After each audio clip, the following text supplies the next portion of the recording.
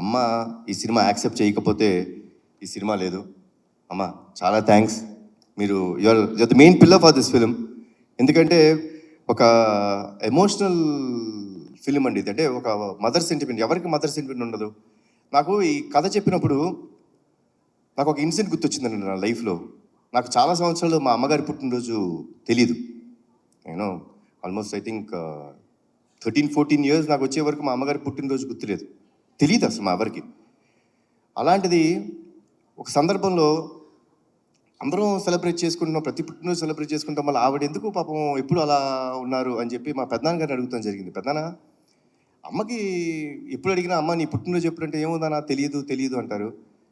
నాకు ఒక చిన్న హెల్ప్ చేయండి పెద్దనాన్న, అమ్మ పుట్టినరోజు ఎప్పుడో తెలుసుకోరా.